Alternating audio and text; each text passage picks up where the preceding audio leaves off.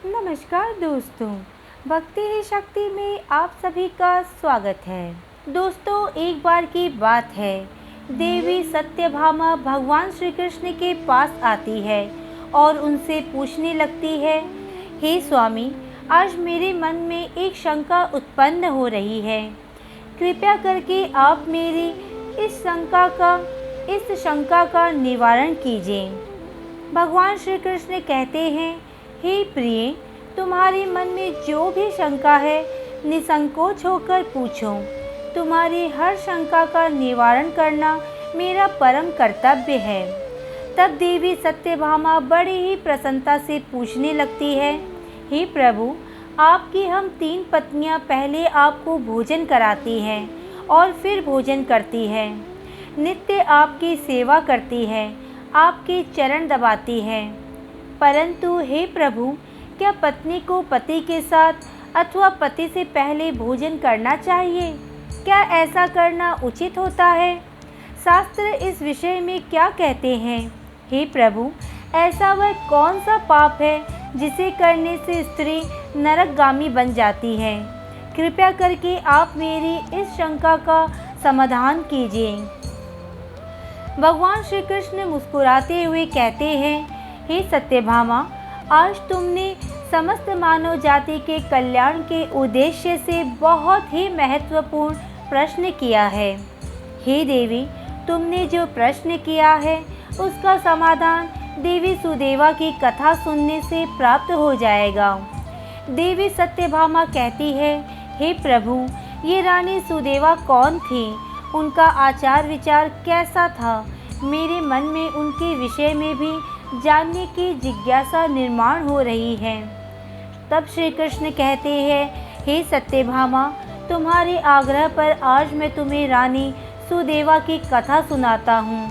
तुम्हारी सभी शंकाओं का समाधान इसी प्राचीन कथा में ही है। इस कथा में तुम्हें तुम्हारे सभी प्रश्नों के उत्तर मिल जाएंगे, इसलिए इस कथा को ध्यानपूर्वक सुनो। जो भी मनुष्य इस कथा को ध्यानपूर्वक सुनता है और इसका प्रचार करता है, ये सौभाग्यशाली बनाता है। उसे कभी नरक की प्राप्ति नहीं होती है। फिर देवी सत्यभामा कहती है, हे स्वामी, मैं इस कथा को अवश्य ध्यानपूर्वक सुनूंगी। कृपया करके आप इस कथा को कहिए। भगवान श्री कृष्ण कहते हैं, हे सत्यभामा, अब कथा सुनो। इस कथा को प्राचीन काल में अयोध्यापुरी में महाराज इक्ष्वाकु राज्य करते थे। वे धर्म का पालन करने वाले गुणवान, चरित्रवान और अत्यंत कुशल सम्राट थे। उनका विवाह काशी नरेश की पुत्री सुदेवा के साथ हुआ था। सुदेवा सत्य का व्रत पालन करने में तत्पर, गुणवान तथा चरित्रवान तथा महान पतिव्रता थी। महाराज इक्ष्वाकु पुण्यात्मा थे। उन्होंने अनेक यज्ञ तथा अनेक पुण्य के कार्य किए थे। उन्होंने देवालय बनवाए, पोखरे खुदवाया, अनेक वाटिका बनवाई तथा वे साधु संतों की रक्षा में सदैव ही तत्पर रहते थे। महाराज इक्ष्वाकु के नगर के समीप एक घना जंगल था। उस जंगल में एक सूअर अपनी पत्नी और पुत्र पौत्र के साथ रहा करता था। वह सूअर बड़ी ही विशालकाय और भयंकर आकार वाला था, जिससे सभी मनुष्य भयभीत रहते थे। उस सूअर के भय से मनुष्य उस वन के मार्ग से जाने से डरने लगे थे। फिर जब ये बात महाराज इक्ष्वाकु को पता चली तो उन्होंने उस सूअर का शिकार करने का सोचा। फिर एक दिन महाराज अपनी पत्नी सुदेवा तथा अनेक सैनिकों और कुत्तों को लेकर उस वन में शिकार करने के लिए चल पड़े। महाराज बड़े पराक्रमी थे। उन्होंने अनेक विशालकाय शेरों का तथा राक्षसों का वध किया था। इसलिए वह इस भयंकर सूअर से नगरवासियों की रक्षा करने के लिए उस वन में उस सूअर का शिकार करने के लिए आ गए। जब उस भयंकर आकार वाले सूअर ने महाराज को वन की तरफ आते देखा तो वह सूअर अपनी पत्नी से कहने लगा, हे प्रिय, देखो, ये कौशल देश के महान सम्राट इक्ष्वाकु है। वह महापराक्रमी और महातेजस्वी है। वे इस वन में मेरे शिकार करने के लिए आ रहे हैं। उनके साथ बहुत से कुत्ते और व्याध हैं। इसमें तनिक भी संदेह नहीं है कि वे मुझ पर ही प्रहार करेंगे। महाराज बड़े ही पुण्यात्मा हैं। ये राजाओं के भी राजा हैं। समस्त विश्व इनके अधीन है। हे प्रिय, मैं तुम सब की रक्षा के लिए अपना पराक्रम दिखाता हुआ महाराज के साथ युद्ध करूंगा। अगर युद्ध में मैंने इनको पराजित कर दिया तो तीनों लोकों में मेरी कीर्ति हो जाएगी, और यदि मैं इनके हाथ से मारा भी गया तो मुझे इस सूअर के जन्म से छुटकारा मिलेगा और मैं विष्णु लोक को चला जाऊंगा। मेरे पिछले जन्म के पाप के कारण ही मुझे सूअर का जन्म प्राप्त हुआ है। हे प्रिय, तुम मेरा मोह छोड़कर हमारे पुत्र और पौत्रों को लेकर पर्वत की गुफा में चले जाओ। अब समय आ गया है, मैं अपने पूर्व जन्मों के पापों से मुक्त हो जाऊं।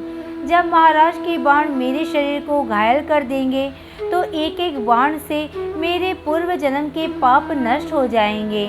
फिर सूअर की पत्नी बोलने लगी, हे नाथ, हमारे बच्चे आपके ही पराक्रम और साहस के कारण इस वन में निर्भय होकर विचरण करते हैं, कोमल कोमल फूलों का आहार ग्रहण करते हैं। आप ही के कारण इन्हें शेर, सियार आदि जंगली जानवरों का भय नहीं है, क्योंकि आप ही इनकी रक्षा करते हैं। आपके भीषण रूप को देखकर कोई भी शिकारी हमारे शिकार करने के लिए इस वन में नहीं आता है। अगर आपकी मृत्यु हो जाएगी तो फिर मेरी और हमारे पुत्रों की रक्षा कौन करेगा? आपके बिना हम असहाय हो जाएंगे। पति के बिना मेरा क्या होगा? उत्तम स्वर्ण के गहने, आभूषण, वस्त्र पहनकर भी कोई भी स्त्री पति के बिना शोभा नहीं हो पाती है। पति से ही स्त्री का सौंदर्य और शोभा प्राप्त होती है। आपके बिना मेरा जीवन भी नष्ट हो जाएगा। हे नाथ, हे प्राणेश्वर, आपके बगैर मैं जीवित नहीं रह सकती। हे नाथ, मैं सच सच कहती हूँ, आपके साथ यदि मुझे नरक भी मिल जाए तो भी मैं खुशी खुशी आपके साथ चली जाऊँगी। इसलिए आप महाराज के सामने मत जाइए, आप भी हमारे साथ पर्वत के कंदर में चलिए। हम वहीं छिप कर बैठ जाते हैं। आप जीवन की इच्छा छोड़कर अपनी पत्नी और पुत्रों को अकेला छोड़कर जा रहे हो, इससे आपको क्या लाभ होगा? फिर वह सूअर कहता है, हे प्रिय, तुम वीरों के धर्म को नहीं जानती हो, इसलिए ऐसा कह रही हो। यदि शत्रु वीरों को ललकार रहा है, युद्ध के लिए निमंत्रण देता है, तो वीर पुरुष को लोभ और भय से कायर की भांति ऐसे छिपकर नहीं भागना चाहिए। ऐसे पुरुषों को 1000 युगों के लिए कुंभी पाक नरक में डालकर पकाया जाता है।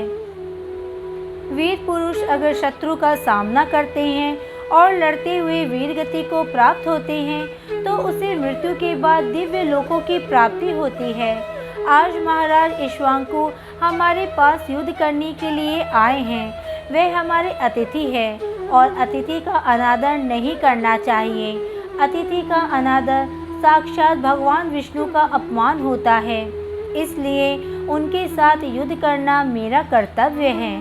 फिर वे सूअर की पत्नी बोलती है, हे प्राणनाथ, ठीक है, यदि आप महाराज के साथ युद्ध करना चाहते हैं तो मैं भी आपके साथ रहकर आपका पराक्रम देखूंगी। इतना कहकर उस सूअर की पत्नी ने अपने पुत्रों को बुलाकर कहा, हे पुत्रों, मेरी बात को ध्यानपूर्वक सुनो। आज युद्ध भूमि में अतिथि आएंगे। उनका सत्कार करने के लिए और उनसे युद्ध करने के लिए तुम्हारे पिताजी जा रहे हैं। उनके साथ मैं भी जा रही हूँ, इसलिए तुम सभी अपने भाइयों को लेकर पर्वत की गुफा में जाकर छिप जाओ।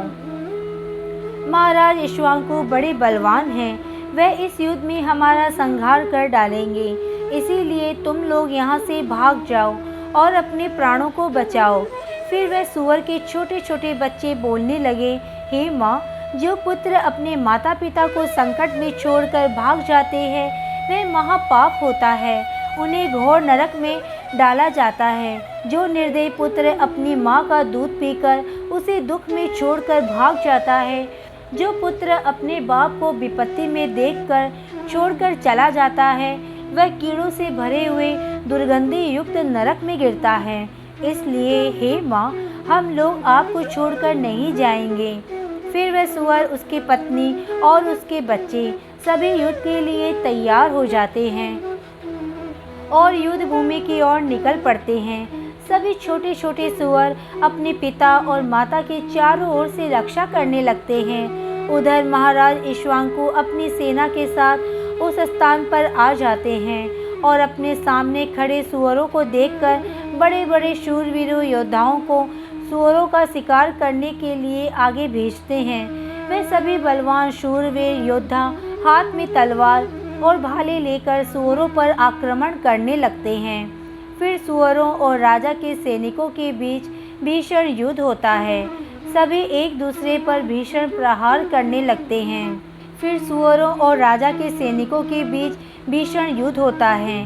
सभी दूसरे पर भीषण प्रहार करने लगते हैं। सूअर अपने दांत से सैनिकों को मारने लगते हैं तो सैनिक अपने भालों से सूअरों को मारने लगते हैं। इस युद्ध में अनेक सूअर मर खप गए, कितने ही घायल हुए और महाराज के अनेक सिपाही भी मर गए और घायल हो गए।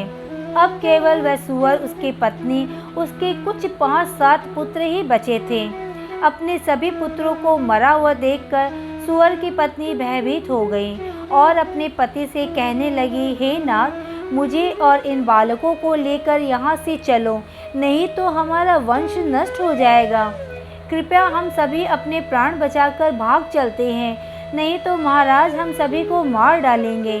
फिर सूअर कहने लगता है, हे प्रिय, 2 शेरों के बीच में एक सूअर पानी पी सकता है, लेकिन 2 सूअरों के बीच में एक शेर पानी नहीं पी सकता। सूअर जाति में ऐसा बल देखा जाता है। इसी कारण से सूअर से सभी भयभीत हो जाते हैं। अगर इस समय पर मैं मृत्यु के भय से भाग जाऊंगा तो मेरे सूअर जाति की प्रसिद्धि नष्ट हो जाएगी। इसलिए हे प्रिय, तुम हमारे बच्चों को लेकर यहाँ से चली जाओ और सुखपूर्वक जीवन व्यतीत करो। इतना कहकर सूअर की पत्नी बोली, हे नाथ, मैं आपसे बहुत प्रेम करती हूँ। आपने मेरा आदर सम्मान करके, रतिक्रिया करके और मेरी रक्षा करके मेरे मन को जीत लिया है। आपसे मेरा मोह कभी नहीं छूटेगा, इसलिए मैं अपने पुत्रों के साथ आपके सामने ही प्राण त्याग दूंगी, किंतु आपको अकेला छोड़कर नहीं जाऊंगी। फिर वह सूअर और उसकी पत्नी दोनों ही महाराज से युद्ध करने के लिए आगे जाते हैं। वह सूअर भयंकर गर्जना करता हुआ महाराज को युद्ध के लिए ललकारता है। वह सूअर उसके सामने आ गए। बड़े बड़े वीर योद्धाओं को अपने दांतों से तिनके की भांति उठाकर फेंकने लगता है। अपने सैनिकों को मरता हुआ देखकर महाराज को क्रोध आ जाता है और वे अपना धनुष निकालकर उस सूअर पर बड़े वेग से आक्रमण करते हैं। महाराज का एक बाण तीव्र गति से जाकर उस सूअर के शरीर में घुस जाता है और वह सूअर जमीन पर गिर जाता है।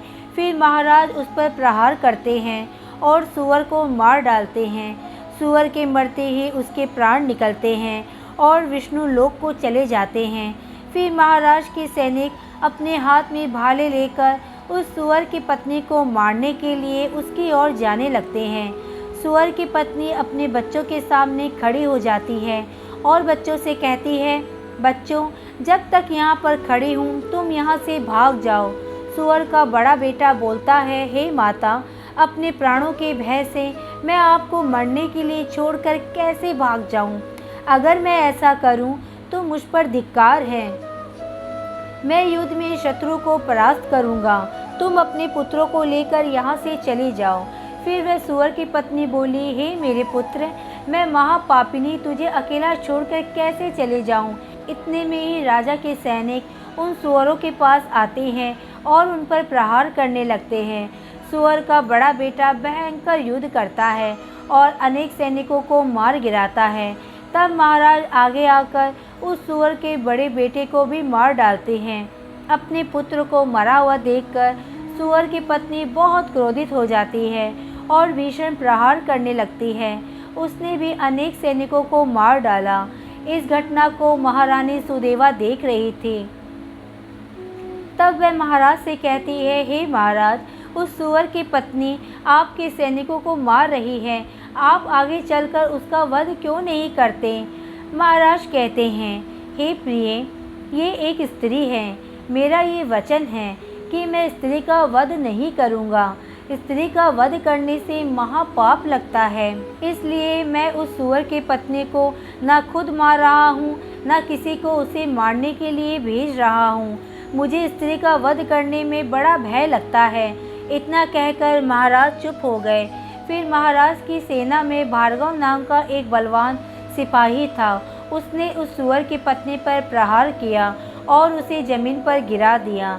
सूअर की पत्नी मूर्छित होकर जमीन पर गिर पड़ी और लंबी लंबी सांसें लेने लगी। जब रानी सुदेवा ने उस सुवर्णी को धरती पर बेहोश अवस्था में देखा तो उन्हें उस सुवर्णी पर बड़ी दया आई। उन्होंने ठंडा जल उस सुवर्णी के मुख में डाला और फिर उसके शरीर पर डाल दिया, जिससे उस सुवर्णी को होश आया। सुवर्णी ने रानी को उस पर शीतल जल डालते हुए देखी तो बहुत प्रसन्न हुई। मनुष्य की वाणी में बोलने लगी, हे देवी, तुमने मुझ पर ठंडा जल डालकर मुझे कष्ट से मुक्ति दिलाई है। तुम्हारा कल्याण हो। सुवर्णी के ऐसे वचन सुनकर रानी सुदेवा को बड़ा आश्चर्य हुआ। वे सोचने लगी, ये तो आज मैंने बड़ी विचित्र बात देखी। एक सुवर्णी तो मनुष्य की वाणी में सुंदर और स्पष्ट संस्कृत बोल रही है। फिर रानी ने उस सुवर्णी से कहा, हे भद्रे, तुम कौन हो? तुम्हारा वर्ताव विचित्र है। पशु होकर भी तुम मनुष्य की वाणी में बोल रही हो। तुम मुझे तुम्हारे पूर्व जन्म का वृत्तांत सुनाओ। किस कारण से तू सुवर्णी बनी? और फिर वह सुवर्णी कहने लगती है, हे देवी, मेरे पति ने पिछले जन्म में गुरुजनों का अपमान किया था। इसी कारण से उन्हें सूअर का जन्म प्राप्त हुआ। अब मैं आपको मेरे पूर्व जन्म की कहानी बताती हूँ। हे देवी, कलिंग नाम के देश में श्रीपुर नाम का एक सुंदर नगर था। उस नगर में वसुदत्त नाम के विद्वान रहते थे। मैं उसी वसुदत्त ब्राह्मण की पुत्री थी। उन्होंने मेरा नाम सुकन्या रखा था। उस समय उस नगर में मेरी जितनी सुंदर स्त्री कोई और नहीं थी। अपने सौंदर्य और रूप के घमंड में मैं उन्मत्त हो गई थी। मेरी मुस्कान बड़ी मनोहर थी। जब मैं जवान हुई तो मेरा सुंदर रूप और जवानी देखकर मेरी माता को बड़ा भय लगने लगा। वो मेरे पिता से कहने लगी, हे नाथ, अपनी कन्या जवान हो चुकी है, उसका विवाह क्यों नहीं कर देते? इसे शीघ्र ही किसी वर को सौंप दीजिए। फिर वह ब्राह्मण बोला, हे कल्याणी, मैं अपनी पुत्री का विवाह उसी पुरुष के साथ करूँगा जो विवाह के बाद मेरे ही घर में निवास करेगा। सुकन्या मुझे बड़ी प्रिय है। मैं इसे अपनी आँखों से दूर नहीं होने देना चाहता। फिर एक दिन मनोहर नाम के जवान विद्वान ब्राह्मण मेरे द्वार पर आ गए। मेरे पिता उसके ज्ञान और कुशलता को देखकर बहुत प्रसन्न हुए और उसे मुझसे विवाह करने के लिए पूछ लिया। फिर मेरे पिता ने उस मनोहर ब्राह्मण से मेरा विवाह कर दिया और वे हमारे साथ ही हमारे घर पर रहने लगे। परंतु मैं अपने माता पिता के लाड प्यार से बिगड़ चुकी थी, अपनी विवेक शक्ति को खो चुकी थी। मैंने कभी अपने पति की सेवा नहीं की, कभी उनके चरण स्पर्श नहीं किए। मैं सदा उन्हें क्रूर दृष्टि से देखती थी, उनका अपमान करती थी, उन्हें नाम लेकर पुकारती थी, उनके भोजन से पहले भोजन कर लेती थी। मैं अपने पति से ही खुद को भोजन परसवा लेती थी। मैं अपनी मर्जी से स्वच्छंद होकर यहाँ वहाँ घूमने लगती थी और बात बात पर अपने पति का अपमान करती थी। मैंने उनके साथ कभी सहवास भी नहीं किया, उन्हें मेरे शरीर को कभी हाथ भी लगाने नहीं दिया। मनोहर बहुत ही शांत स्वभाव के थे। उन्होंने मुझे अनेक दिनों तक सहन किया और फिर एक दिन वे अत्यंत दुखी होकर मुझे छोड़कर चले गए। मेरे पति के जाते ही मेरे पिता बहुत दुखी होकर मेरी माता से कहने लगे, हे प्रिय, सुनो, हमारे दामाद हमारी पुत्री को छोड़कर चले गए हैं। हमारी पुत्री ही पापचारिणी थी, दामाद तो विद्वान थे। मैं क्या जानता था कि हमारी पुत्री सुकन्या दुष्ट और कुल नाशिनी होगी। फिर मेरी माता बोली, हे नाथ, हमारी पुत्री आप ही के लाड प्यार से बिगड़ गई है। इसे सही राह पर लाने के लिए आपको ही कुछ करना होगा। पिता के घर में रहने वाली कन्या दुराचारी बन जाती है, इसलिए कन्या को कभी घर में नहीं रखना चाहिए, उसे उसके पति के पास ही रखना चाहिए। हमारी कन्या बहुत ही दुष्ट और पापिनी है। आप इसका त्याग करके इसे इसके पति के पास भेज दीजिए। इस प्रकार से माता के वचन सुनकर मेरे पिता बहुत क्रोधित हुए और मुझे कहने लगे, हे दुष्टा, हमारे कुल में कलंक लगाने वाली दुराचारिणी, तेरे ही कारण मनोहर हम सबको छोड़कर चले गए। इसलिए तेरा पति जहाँ पर है तू वहीं पर चले जा, अथवा तुझे जो स्थान अच्छा लगे वहाँ पर चले जा। फिर मैं अपने घर को छोड़कर चली गई। बाहर जाने पर मुझे लोग उल्टा, पापिनी, दुराचारिणी कहकर संबोधन करने लगे। इसलिए मैं अपने पति को ढूंढते हुए वन में चली गई। फिर एक दिन मैं वन में एक कुटिया के सामने जाकर खड़ी हो गई और भिक्षा मांगने लगी। वहाँ पर उस कुटिया में रहने वाली मायावती नाम की स्त्री ने मुझे देखकर अपने पति से कहा, हे स्वामी, द्वार पर एक दुखिया दुबली पतली स्त्री भिक्षा मांगने के लिए आई है। मायावती का पति मनोहर ही था, जिन्होंने मेरा त्याग किया था। मुझे देखकर उन्होंने मुझे पहचान लिया और अपनी पत्नी से कहने लगे, हे प्रिय, ये मेरी पहली पत्नी सुकन्या है, जो मुझे बहुत प्रिय थी। इसलिए तुम इसका आदर सत्कार करो और इसे अपने घर में स्थान दो।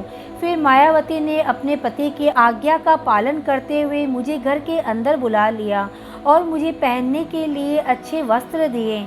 फिर एक दिन मैं बैठकर मायावती के अच्छे स्वभाव का और मेरे दुष्ट स्वभाव का विचार करने लगी। मुझे बड़ा ही दुख होने लगा। अधिक चिंता करने के कारण मेरा हृदय फट गया और उसी क्षण मेरी मृत्यु हो गई। फिर यम के 2 दूत उस स्थान पर आ गए और वहाँ से मुझे उठाकर यमलोक ले गए।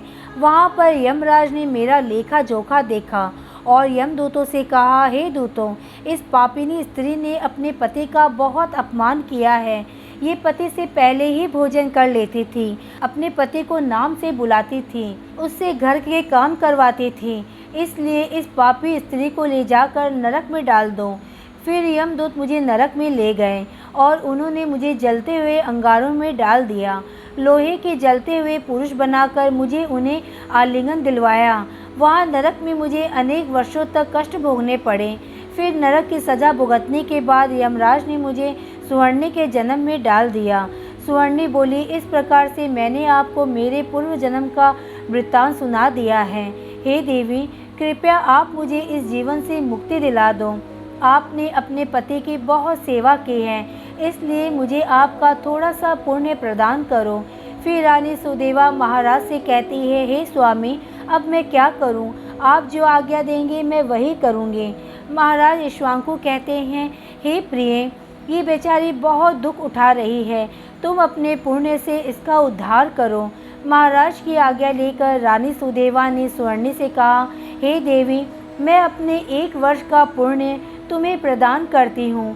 रानी के इतना कहते ही उस सुवर्णी के प्राण चले गए और उसके शरीर से एक दिव्य स्त्री प्रकट हुई और वह फिर महारानी और महाराज को नमस्कार करके विष्णु लोक को जाने लगी। भगवान श्री कृष्ण कहते हैं, हे सत्यभामा, इस प्रकार से मैंने तुम्हें ये महान कथा सुनाई है। तुम्हें तुम्हारे सभी प्रश्नों के उत्तर भी मिल गए होंगे। देवी सत्यभामा कहती है, हे स्वामी, आपने आज मुझे बहुत ही पवित्र कथा सुनाई है और मेरी सभी शंकाओं का निवारण भी किया है।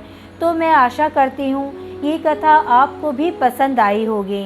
आज के वीडियो में बस इतना ही। अगर आपने मुझे अब तक सब्सक्राइब नहीं किया है तो सब्सक्राइब ज़रूर करें, कमेंट और लाइक करना ना भूलें। इसी कामना के साथ कि आप हमेशा खुश रहें, स्वस्थ रहें। नमस्कार।